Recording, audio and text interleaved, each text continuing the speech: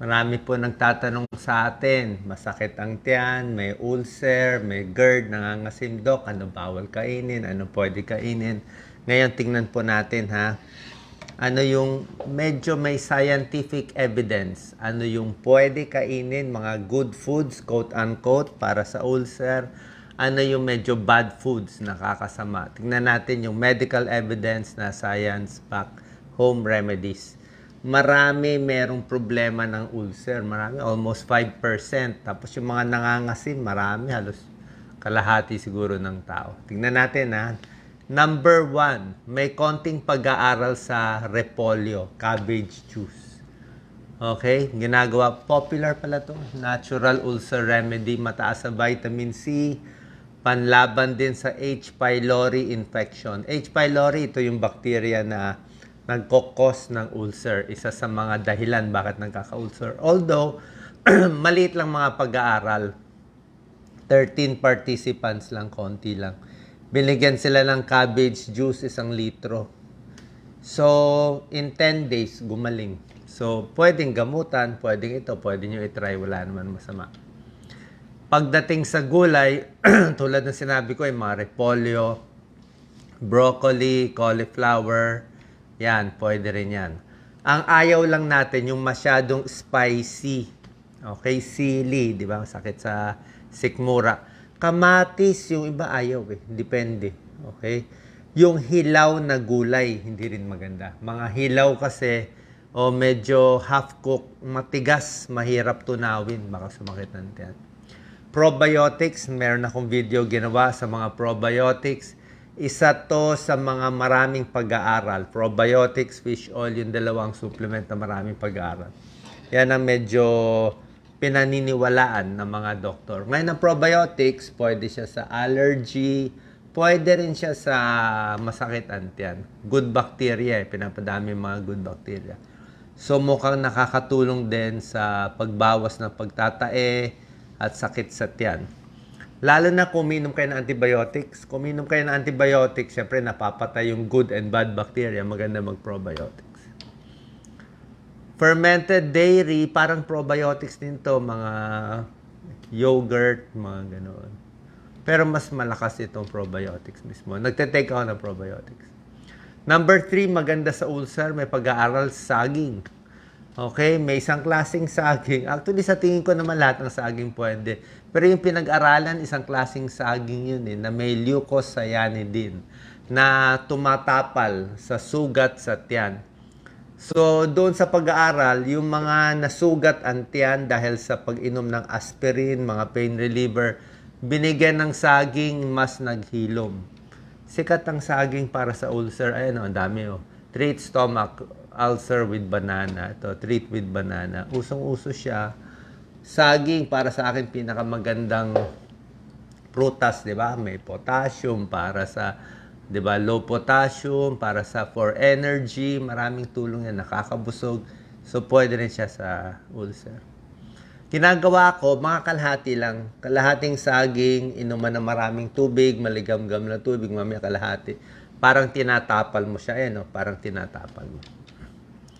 Pagdating sa prutas, tulad na sinabi ko, saging, yung mga ibang hindi masyadong maasim.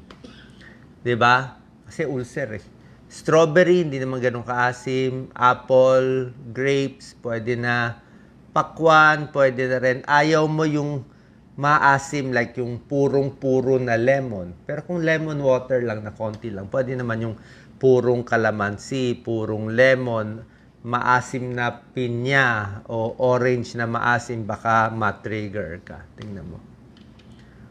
Garlic, actually nakakahapdi ng sikmura minsan yung garlic eh. Oo, ang isang side effect ng garlic. Kaya lang, yung garlic, meron din siyang antibacterial properties. May ilang pag-aaral, nakakapatay ng bacteria, tsaka kung ang problema nyo sa ulcer, meron kayong H. pylori, baka makatulong yung garlic. Pero para sa akin, depende, siguro konti lang. Kung talagang ulcer ang problema, talagang may butas, may uka yung sikmura, baka pwede i-try, makatulong din to. Pero otherwise, konti lang. Tsaka huwag masyadong hilaw, medyo luto dapat para hindi masakit sa tiyan. Isama din sa pagkain. Turmeric, luyang dilaw, meron din konting pag-aaral. Very healthy siya, 'di ba? Sa sipon, anti-inflammatory. Sa ulcer, huwag lang masyadong matapang. Para siyang salabat huwag lang masyadong matapang. Para tansyahin nyo tong garlic and turmeric. Pwede makatulong, pwede sumakit ng tiyan. Pero merong pag-aaral baka makatulong. Kasi laging ginagamit na home remedy. Honey, I think pwede. Hindi naman masakit sa tiyan ng honey. Tingin nila meron ding antibacterial properties ang honey. May ilang pag-aaral, nakakabilis ng paghilom ng ulcer at sakit sa tiyan. Pero mostly sa animal studies. Hindi pa talaga masyado maraming pag-aaral sa tao. Chamomile tea. I think itong honey, di mo masakit sa tiyan. Lalo na chamomile tea yan, warm water, napakaganda. Chamomile tea, gagawa tayo ng isang video on chamomile tea. For nervyos, anxiety, pamparelax, amuin mo lang to. Nakaka-relax yung amuin nitong flower na to. Bawas spasm, kabag, masakit ang tiyan, bawas inflammation, pamparelax din. Baka makatulong din sa ulcer. Sa mga may nervyos, hindi makatulog, chamomile tea. Walang caffeine. Aloe vera, I think wala gaano sa Pilipinas nito Pero sa ibang bansa, ginagamit nila, pinag-aaralan para gamutin ang ulcer. Ayan, binibigay siya. 12 patients. Konti lang pero pinag-aaralan siya for ulcer. Kung ano naman kakainin natin pag may ulcer, pwede lean meat. Okay? Chicken, konting beef na hindi masyadong mamantika, hindi matataba. Ayaw mo masyadong oily foods Tokwa, tofu, beans, bongo, peas, walang problema. Isda, mackerel, sardines, bangus, salmon, omega-3 fatty acids. Pwede rin po. Bread, kanin na mainit. Okay yan, maganda yan sa ulcer, lugaw. Huwag lang masyadong spicy. Pwede kayo mag-konting herbs and spice, pero yung mga mild lang. Tulad ng turmeric, cinnamon, ginger, garlic, pwede. Mild spices. Huwag yung sili na labuyo. Yung mga ganun, hindi pwede. Hot water, maganda to sa tiyan. Pamparelax. Hindi lang sa ulcer to. Kabag, pwede rin. Hyperacidity. Maraming tubig, mas mawawash out yung mga acid. Tsaka ginagawa ko sa may ulcer o nangangasim, iinom ako ng tubig, siguro mga 4 na lagok every 15 minutes para hugas dito. Mamaya konti, 4 na lagok. Hindi ko sinasabay isang baso, 2 baso. Kasi, mamaya, uminom ka isang baso, 2 baso, after 30 minutes, aakyat na naman yung acid. So, inom ka na naman. Mabobondat tayo. So, pakonti-konti para 8 to 12 glasses a day ako. Ito naman yung mga iiwasan, quote-unquote, bad foods. Okay?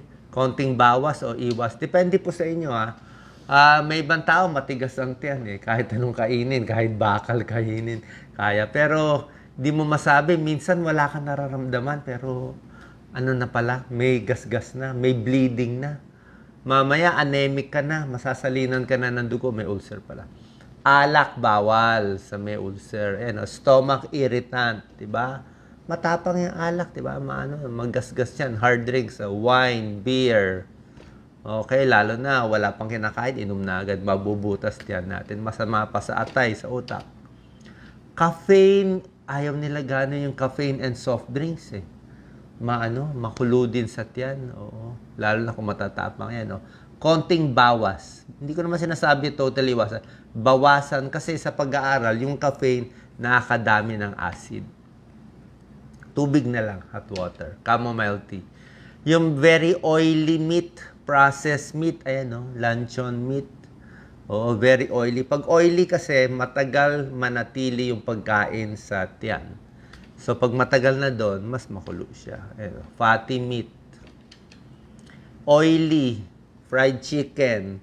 Yung salad dressing na very oily. Ranch sauce. Diba? So, yung mga gravy, cream soup. Diba? Konti-konti, pero baka sumakit din ang tiyan nyo. Spicy. Siyempre, mahapdi. Pero may ibang pag-aaral, gusto nila yung sili para sa tiyan. Oo, pero para sa akin, matapang yung capsaicin Sabi nila yung capsaicin, yun ang nakakahapdi talaga. Yung iba daw, may pag-aaral, nakakatulong sa ulcer. Yung iba nakakasama. Pero para sa akin, mas naniniwala ako baka makasama.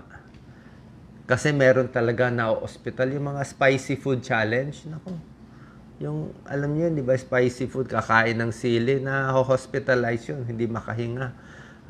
Dahil sa capsaicin, yung chemical niya. Salty foods. Ang salty foods, hindi rin maganda.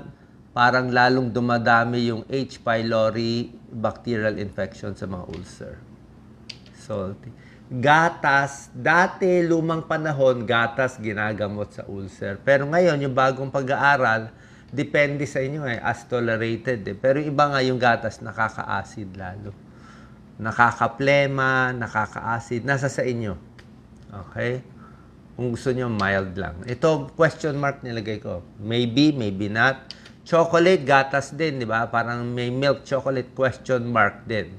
Yung iba sabi, nakaka-acidic din daw. More acid production. So, nasa sa inyo kung nagtitrigger ba ng acid reflux o hindi. Konti-konti siguro, wala naman masama. So, yan ang tinuro ko. What to eat, what not to eat. Yung mga nalista natin para sa ulcer. Kasama na rin yung mga gastritis and GERD. Okay? And ano ba sintomas ng ulcer? Diba? Yung iba walang sintomas, pero indigestion, heartburn, weight loss, minsan namamayat, hindi na makakain. Masakit dito, mahapdi, nangangasim, nasusuka, burping, bloating, at syempre, delikado. Maitim ang dumi. Ito po pinakadelikado sa lahat. Pag isang tao may ulcer, itinatanong namin, ano kulay ng dumi mo? Pag sinabi niya brown, okay. Pag sinabi niya, ang dumi ko maitim, parang dinuguan. Oh, may time maitim siya, hindi po maganda yun. Dugo po yun. Pag itim yan, dugo yan na na-mix sa acid. Ito po, papacheck ang hemoglobin, papa-endoscopy, sinisilip yung sikmura ng gastroenterologist. Makikita kung may ulcer o wala. Anong cause ng ulcer? Marami. Sobrang alak, sobrang stress. Pag stress ka, di ba, kumukulo ang tiyan. H. pylori, may bacterial infection. Pain reliever, lagi ko sinasabi, mahilig uminom ng mefenamic acid, ibuprofen, konting sakit ng ulo, inom ng inom, pwede mabutas ang tiyan, NSAID, aspirin. Aspirin, depende sa doktor nyo. Pag binigay ng cardiologist, ituloy lang. Lagi ko sinasabi, aspirin after meals diba? Pero yung iba, yan din na binabantay ang side effect at iba pa. Tips to reduce peptic ulcer, kumain ng mas madalas pero pa konti-konti para hindi masyado bondat. Upo lang habang kumakain. Di ba may tips ako kung maganda ba nakatayo, nakaupo. Nakaupo, mas maganda kumakain. Huwag masyado hihiga, rest a few minutes, di ba? Bago humiga, bago matulog, 3 hours muna bago higa para hindi umakyat yung acid. Peptic ulcer disease, stop smoking. Smoking, nakakos ng ulcer. High fiber diet, maraming gulay. Iwas sa mga nakakairita. Sinabi ko na yung nakakairita. Spicy, ibang bagay, alcohol. Avoid alcohol, avoid caffeine, avoid aspirin, avoid pain reliever. Sinabi ko sa inyo, ibuprofen, naproxen, ketoprofen. Actually, itong mga slides na to from other doctors din. Yan talaga mainstream medicine natin. Eat small, frequent meals. Okay, sana po nakatulong ang video na to. Siyempre, bawas stress, inom maraming tubig, saging. Tapos kung talagang masakit, anemic na kayo, pa-check tayo sa gastroenterologist. Meron ding mga gamot na binibigay ang mga gastro para sa ulcer. Pero yung gamot kasi mga 2 weeks lang yun After that, babalik pa rin tayo sa home remedies para tuloy-tuloy yung buhay nyo for several years. Kaya nyo i-manage yung ulcer. Hindi tayo lagi iinom ng maraming gamot para sa ulcer. Salamat po. Share po natin.